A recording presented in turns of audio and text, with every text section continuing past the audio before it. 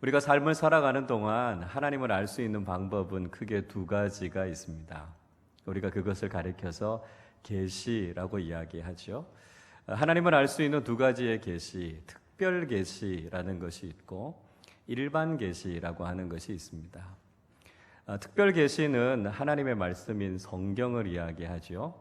우리는 성경을 읽으면서 하나님이 누구이신지, 예수 그리스도의 복음이 무엇인가라고 하는 것을 가장 명확하게 알 수 있습니다. 그런데 이 특별 계시는 하나님께서 우리 그리스도인들에게만 주신 계시입니다. 믿지 않는 사람들은 성경을 잘 읽지도 않지만 성경을 읽어도 그 말씀 속에서 진리가 무엇인지, 구원이 무엇인지 잘 깨닫지 못한다는 것이죠. 그래서 믿음의 눈으로 하나님의 말씀인 성경을 읽어야만 그 속에서 하나님을 발견하게 되고 참된 진리를 깨닫게 된다는 것입니다. 또 한 가지 하나님을 알 수 있는 방법이 일반 계시라고 하는 것이 있습니다. 일반 계시는 믿는 사람이든 믿지 않는 사람이든 모든 사람들에게 다 주신 것입니다. 그래서 비록 좀 희미하기는 하지만 그래도 이것을 통해서 하나님이 어떤 분이시다라고 하는 것을 알 수 있는 통로가 되는 것이죠. 일반 계시의 대표적인 두 가지가 자연과 양심을 들 수 있습니다. 그러니까 하나님께서 만드신 자연을 보면서 하나님이 안 계신다 이렇게 이야기하기가 어렵다는 거죠. 자연의 위대함과 이 아름다움을 보면서 창조주의 손길을 발견하지 못하는 것, 그건 있을 수 없는 일이다 하는 것이죠. 또 한 가지는 양심입니다.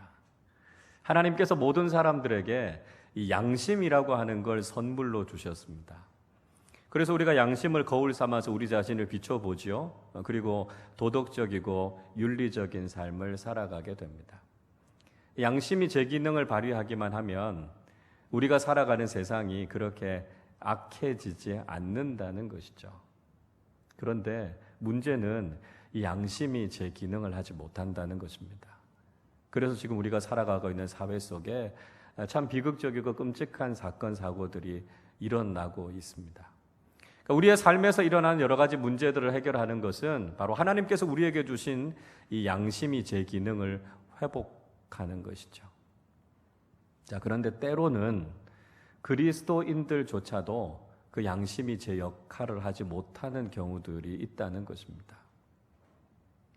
그리스도인들은 누구보다도 선하고 정직한 양심을 가지고 살아야 되지 않습니까?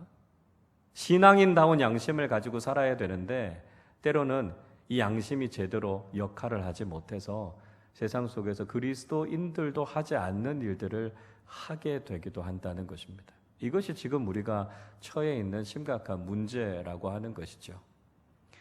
미주 한국일보의 정숙희 기자가 쓴 책 중에 그들은 왜 교회를 떠났을까라고 하는 책이 있습니다. 이 정숙희 기자가 남가주의 미주 크리스천들을 중심으로 해서 그들이 어떤 삶을 살고 있고 또 교회가 어떤 모습을 보이고 있는가에 대해서 아주 적나라하게 써놓은 책의 내용이 바로 이 내용입니다. 저도 이 책을 읽으면서 목사지만 참 부끄럽기도 하고 좀 불편하기도 한 내용들이 많이 있었습니다. 그런데 어떻게 보면 이민사회 속의 크리스천들만의 문제가 아니라 혹시 오늘 우리가 겪고 있는 문제가 아닌가 한번 깊이 생각해 보게 됐습니다. 그 중에 제가 한 부분을 인용해서 읽어드리겠습니다. 신앙은커녕 양심과 윤리조차 실종된 크리스천 기업의 모습은 현재의 남가주 한인업계에도 드문 이야기가 아니다. 입만 열면 성경 이야기를 하는 독실한 장로 사장이 직원들 보는 앞에서 거래처를 예사로 속이거나 탈세에 앞장서는 일은 평범한 이야기에 속한다. 얼마 전 한인타운에서 식당을 운영했던 목사 부부의 상상을 초월한 절약 비리를 한탄한 글이 교계 신문에 실렸다. 식당 종업원들이 고발한 내용을 옮긴 이 글에 따르면 손님 먹고 남은 반찬을 걷어 다른 손님상에 내어주는 일은 항상 있는 일이며 어쩌다 남은 반찬을 버리려 하면 종업원을 야단치기 일쑤였다. 물값을 아끼려고 김치를 담글 때는 한 번 이상 헹구지 못하게 했으며 설거지통 물은 하루 한 번만 교체하게 해서 일하던 라티노 노동자들이 한국 사람을 더러운 민족으로 오해할 정도가 되었다는 것이다. LA의 한 업주는 가게에서 사람을 쓸 때 기독교인, 특히 들어와서 기도부터 하는 사람은 절대 안 쓴다는 직원 채용의 원칙을 들려주었다. 왜냐하면 경험상 이런 사람치고 일할 때 기독교의 가르침은커녕 상식을 지키는 사람이 너무도 없기 때문이란다. 이 업주는 또 마켓에 장을 보러 갈 때 일요일 교회 끝날 시간대는 가능한 피한다고 했다. 왜냐하면 교인들은 장 보는 매너마저 너무나 무례하고 질서가 없기 때문이란다. 여러분, 혹시 이런 모습은 그저 이민사회의 그리스도인들만의 모습이 아니라 혹시 오늘을 살아가고 있는 우리의 모습은 아닌가 돌아볼 수 있어야 한다는 것이죠. 우리가 삶의 현장 속에서 진탄받고 있는 것이 혹시 우리의 삶의 자리, 삶의 모습이 이런 모습에 머물러 있는 것은 아닌가 하는 것을 돌아보아야 한다는 것이죠. 이렇게 세상의 지탄의 대상이 되고 있는 우리의 모습은 어찌 보면 예수님께서 위선적이고 이중적인 삶을 살았다고 책망하셨던 바리새인들과 서기관들의 모습과 비슷하지 않은가 하는 생각이 듭니다. 그들은 겉으로 볼 때는 아주 철저한 종교인들처럼 보였습니다. 율법의 조항 하나 어기지 않고 그것을 꼼꼼하게 다 지키려고 했죠. 그러나 중요한 것은 그들은 율법의 정말 중요한 정신을 잃어버리고 있었다는 것입니다. 예수님께서 마태복음 23장 23절에서 이렇게 말씀하고 계십니다. 화 있을진저 외식하는 서기관들과 바리새인들이여, 너희가 박하와 회향과 근체의 11조는 들이되 율법에 더 중한 바 정의와 긍휼과 믿음은 버렸도다. 그러나 이것도 행하고 저것도 버리지 말아야 할지니라. 바리새인과 서기관들이 얼마나 철저하게 11조를 드렸는가 하면 자신들이 얻은 식물에 대한 11조, 박하, 근체, 회향의 11조도 하나님께 드렸다고 이야기하고 있습니다. 요즘 말로 바꾸어 보면 누군가가 우리에게 5kg짜리 소고기를 선물했다면 그 중에 500g은 떼서 하나님 앞에 11조를 드렸다는 것입니다.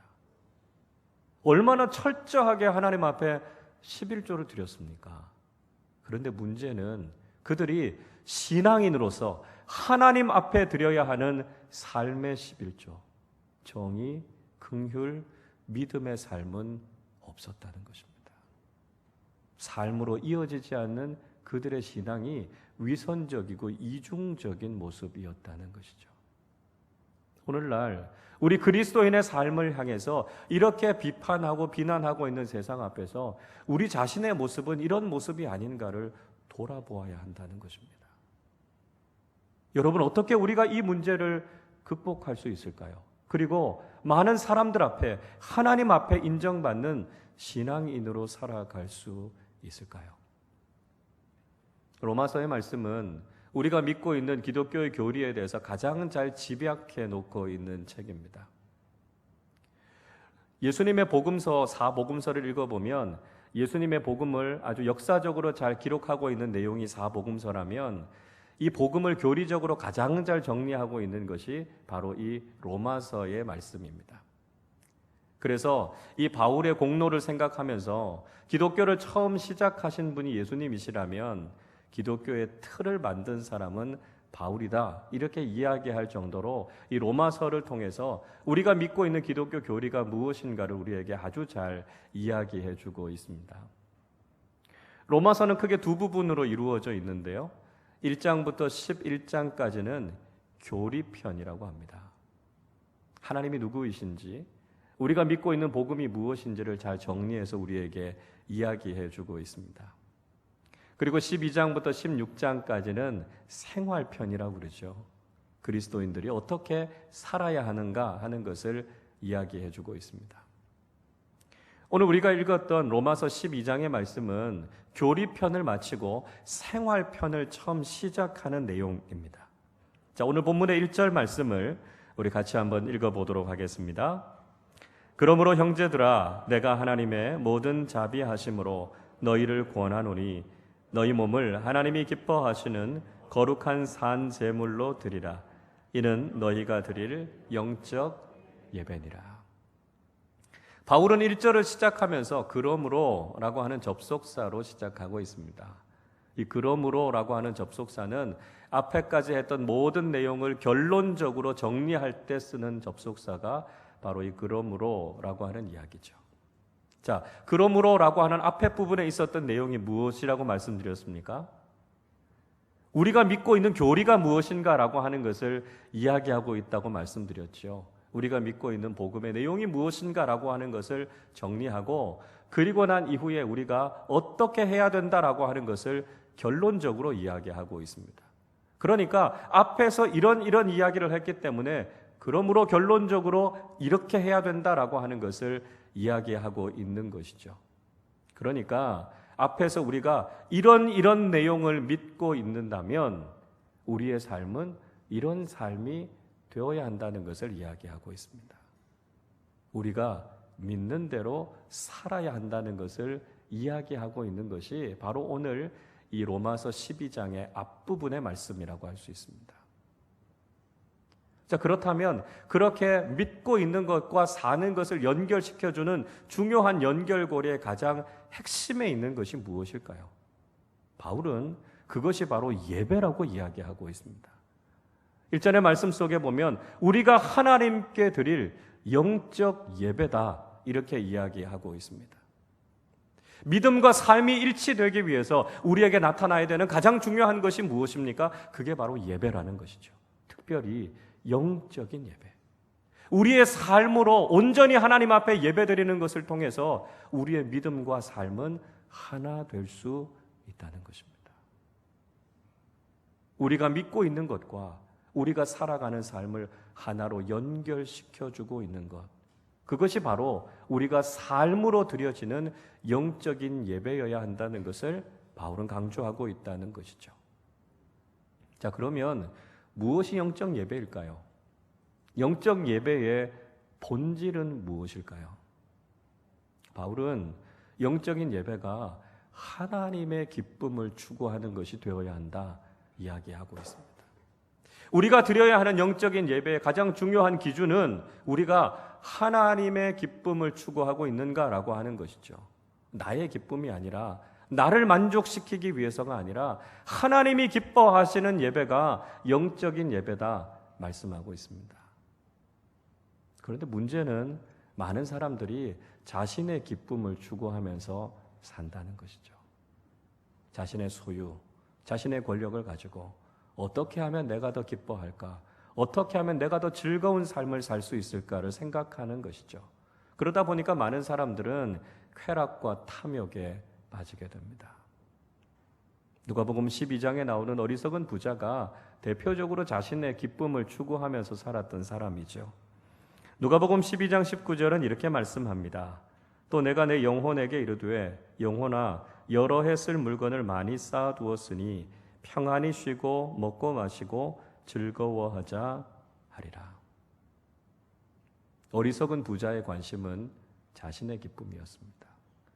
내가 그동안 가지고 쌓아놓았던 모든 것으로 어떻게 하면 내가 더 즐거운 삶을 살 것인가를 추구하고 있었습니다. 자신의 기쁨을 추구하는 삶은 자기 예배의 삶일지는 모르지만 하나님을 예배하는 삶은 아니라는 것이죠. 바울은 우리가 하나님의 기쁨을 구할 때 참된 예배자, 영적인 예배자가 될 수 있다고 말씀하고 있습니다. 데살로니가전서 2장 4절은 이렇게 말씀합니다. 오직 하나님께 옳게 여기심을 입어 복음을 위탁받았으니 우리가 이와 같이 말함은 사람을 기쁘게 하려 함이 아니요 오직 우리 마음을 감찰하시는 하나님을 기쁘시게 하려 함이라. 바울은 자신이 하나님의 기쁨이 되는 삶을 살았다 고백하고 있습니다. 나의 기쁨이 아니라 하나님의 기쁨을 추구하는 예배가 영적 예배라고 하는 것을 말하고 있는 것이죠. 또 한 가지 영적 예배는 우리 자신을 하나님께 거룩한 산 제물로 드리는 것이다 말씀하고 있습니다. 우리가 하나님 앞에 제사를 드릴 때 제물이 없이는 하나님 앞에 나갈 수 없습니다. 제물이라고 하는 것은 우리가 하나님 앞에 드리는 헌신과 희생의 상징이죠. 그래서 우리가 하나님 앞에 제물을 가지고 나아가 예배를 드리는 것입니다. 여러분, 제물의 가장 중요한 특징이 뭘까요? 제물은 어떻게 해야 될까요? 중요한 것은 제물은 자기가 죽어야 된다는 것입니다. 제물로 드려지는 소와 양은 각을 뜨고요, 완전히 자신을 희생해서 하나님 앞에 드려지는 것입니다. 예수님께서도 십자가 위에서 제물이 되셔서 당신 자신을 완전히 죽이지 않으셨습니까? 제물의 첫째 조건은 자신이 죽어야 한다는 것입니다. 만약에 드려진 제물이 살아서 날뛴다면 그것이 제물이 될 수 있겠습니까? 제물이 되기 위해서는 자기 죽음, 자기 부인의 과정을 거쳐야 합니다. 자기 자신을 포기하고 자신을 온전히 드릴 수 있을 때 하나님께서 기뻐 받으시는 제물이 될 수 있다는 것이죠. 그러나 오늘날 우리의 문제는 무엇입니까?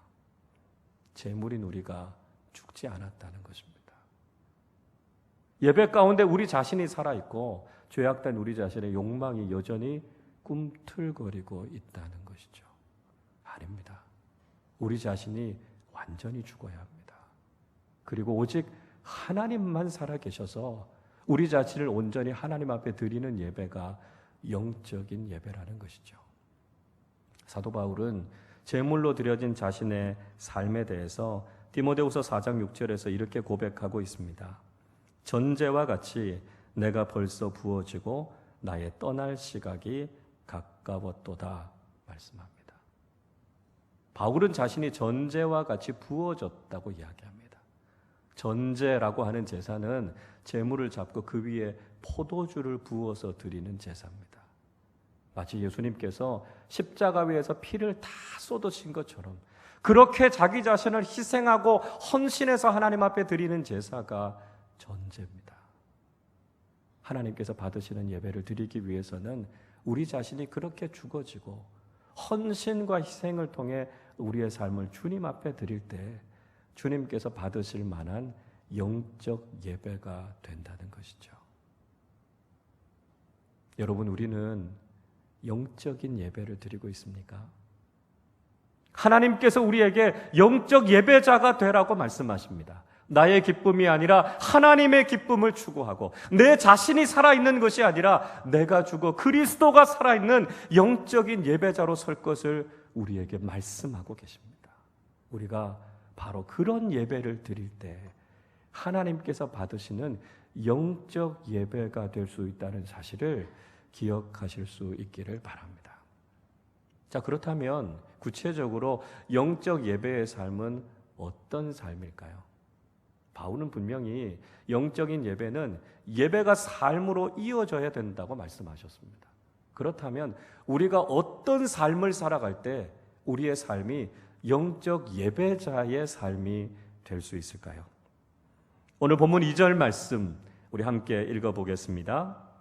너희는 이 세대를 본받지 말고 오직 마음을 새롭게 함으로 변화를 받아 하나님의 선하시고 기뻐하시고 온전하신 뜻이 무엇인지 분별하도록 하라.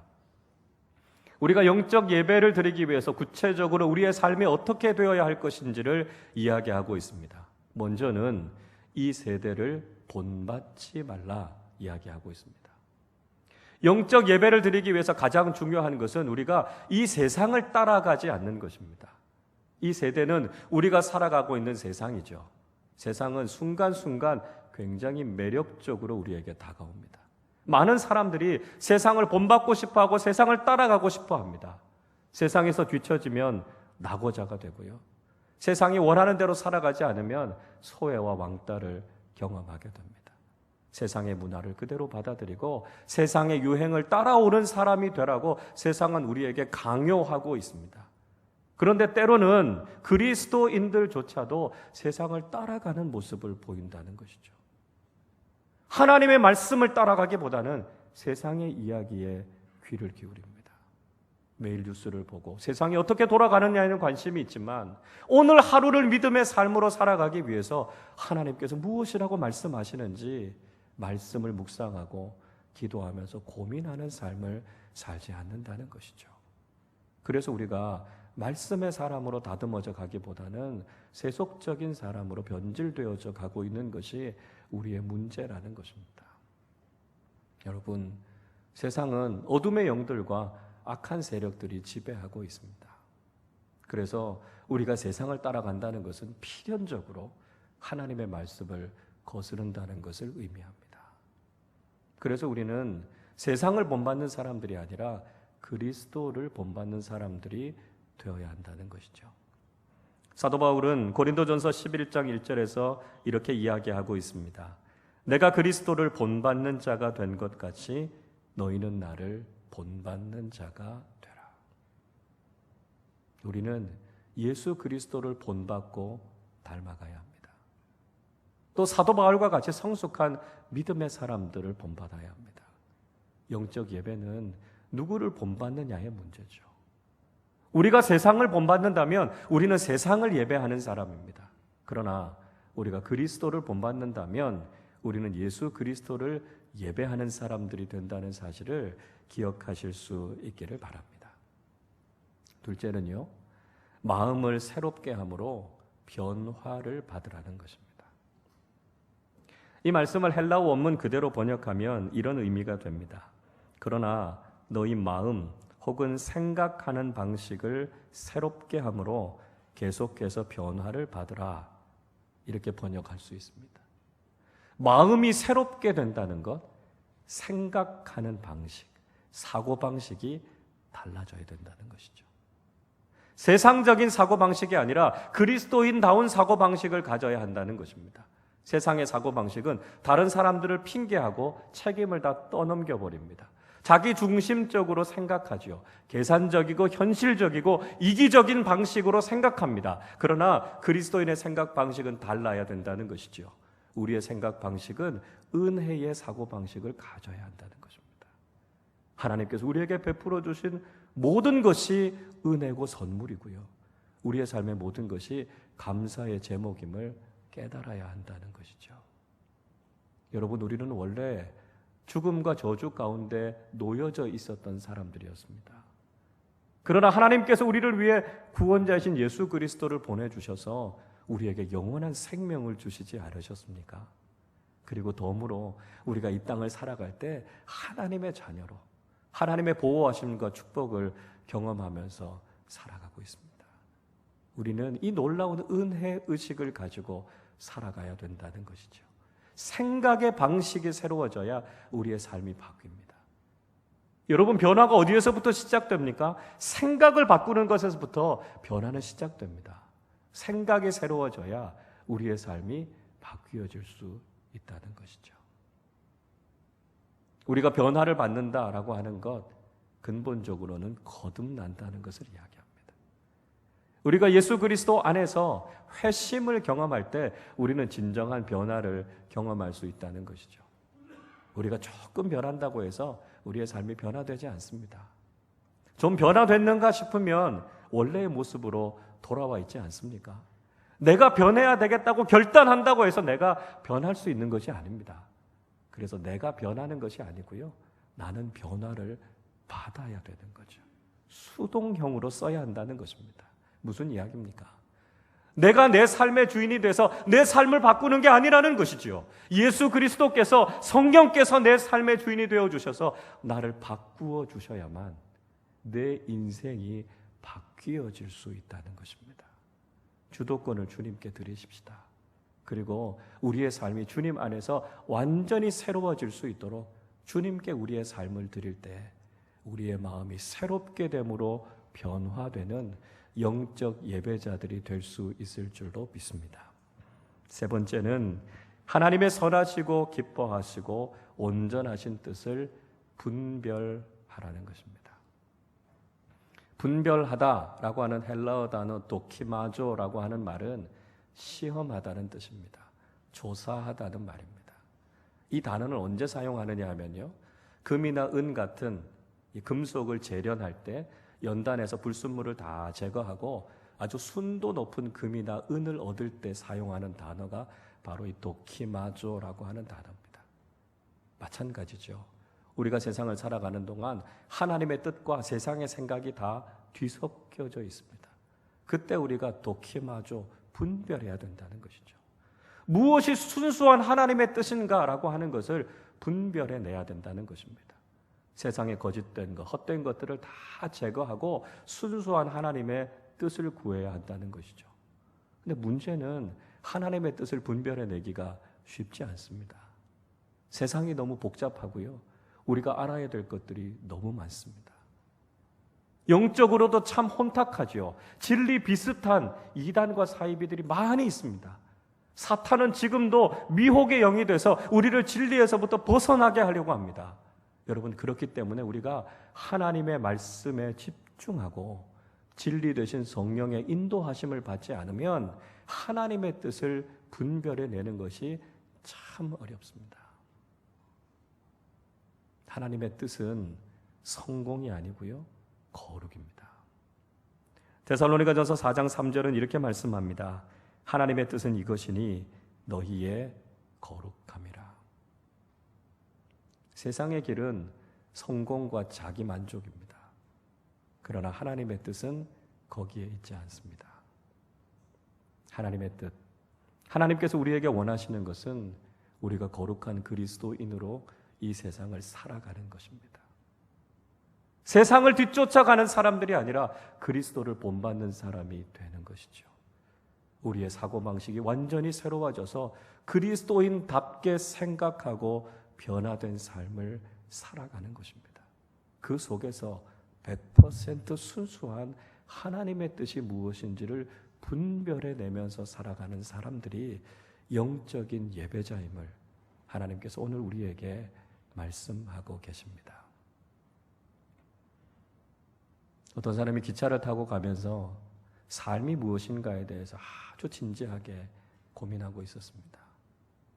삶은 무엇일까? 삶은 어떤 것일까? 한참을 고민하면서 기차를 타고 내려가고 있었습니다. 그때 뒤에서 이런 소리가 들렸습니다. 삶은 계란, 삶은 계란.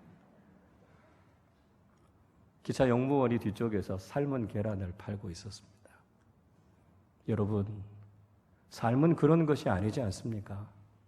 삶은 그렇게 쉽고 간단한 것이 아닙니다. 여러분, 그렇다면 그리스도인에게 있어서 삶은 무엇입니까? 그것은 예배입니다. 하나님께서 기뻐하시는 영적 예배. 우리의 삶이 예배로 이어질 수 있을 때, 우리의 삶 전체가 하나님 앞에 드려지는 거룩한 산 제물이 될 수 있을 때 우리는 하나님께서 기뻐하시는 영적인 예배자로서 살아갈 수 있게 된다는 것이죠. 우리는 지난 4주 동안 예배를 주제로 해서 하나님의 말씀을 함께 나누었습니다. 첫 번째 주는 창세기 4장의 말씀을 통해서 예배가 우리 인생의 중심이고 예배의 실패가 우리의 인생에 얼마나 많은 문제를 일으키는가를 살펴보았습니다. 그 문제는 인간의 힘으로 노력으로 해결되어지지 않고 오직 예배를 회복함을 통해서 그 문제를 해결할 수 있다는 것을 깨닫게 됐습니다. 둘째 주는 시편 137편의 말씀을 통해서 예배를 빼앗긴 영적인 바벨론 포로 시기를 보내고 있는 우리의 영적인 현 주소를 다시 한번 살펴보았습니다. 무너진 예배, 잃어버린 신앙을 다시 회복하는 것이 우리의 모든 삶을 회복하는 유일한 길임을 우리는 깨닫게 됐습니다. 셋째 주일, 우리는 요한복음 4장의 말씀을 통해 참되게 예배하는 자가 어떤 사람인지에 대해서 말씀을 함께 생각했습니다. 특정한 장소, 특정한 시간에만 하나님 앞에 예배하는 것이 아니라 우리의 모든 삶의 자리와 우리의 모든 삶의 순간이 하나님께 드려지는 예배가 되어야 함을 배우게 됐습니다. 우리가 영과 진리로 하나님께서 찾으시는 참된 예배자가 되어야 할 것을 도전했습니다. 그리고 오늘 하나님께서는 우리의 삶이 예배가 되는 영적 예배자가 되라 말씀하고 계십니다. 우리의 신앙과 삶, 우리의 예배와 생활이 일치되는 참된 영적 예배자들이 될 때 우리는 삶을 통해서도 하나님 앞에 온전히 예배하는 예배자가 될 수 있다고 말씀하고 계십니다. 여러분, 우리는 예배하기 위해서 구원받았습니다. 하나님께서 우리에게 생명을 주시고 이 땅을 살아가게 하신 목적은 예배자가 되기 위함입니다. 오늘도 우리의 삶을 통해 하나님을 높여드리는 영적 예배자로, 우리의 모든 삶을 하나님 앞에 온전히 드려지는 영적인 제물로, 그래서 하나님께서 기뻐하시고 하나님께서 원하시는 참된 예배자로 일생을 살아가는 우리 모두가 되시기를 주님의 이름으로 축원합니다. 기도하겠습니다. 하나님, 감사합니다. 지난 4주 동안 우리가 어떤 예배자의 모습으로 하나님께서 기뻐하시는 예배가 무엇인지를 우리로 하여금 깨닫게 하시고 말씀 앞에 순종하게 하시니 감사드립니다. 하나님, 우리가 일생을 살아가는 동안 우리의 삶에 가장 소중한 것이 예배임을 깨닫게 하여 주시고 어디에 있든지 우리의 삶 전체로 하나님 앞에 예배드리는 영적 예배자들이 되게 하여 주시옵소서. 나의 기쁨이 아니라 하나님의 기쁨을 구하게 하시고 내가 죽어 내 안에 살아계신 예수 그리스도와 살아계신 하나님을 날마다 경험하는 우리 모두의 삶이 되게 하여 주시옵소서. 우리의 삶 전체로 하나님 앞에 영광을 올려드리는 참된 예배자, 영적 예배자로서의 삶을 살아 하나님 앞에 칭찬받는 믿음의 길을 걸어가는 우리 모두 되게 하여 주옵소서. 감사드리며 우리 주님 예수 그리스도의 이름으로 기도하옵나이다. 아멘.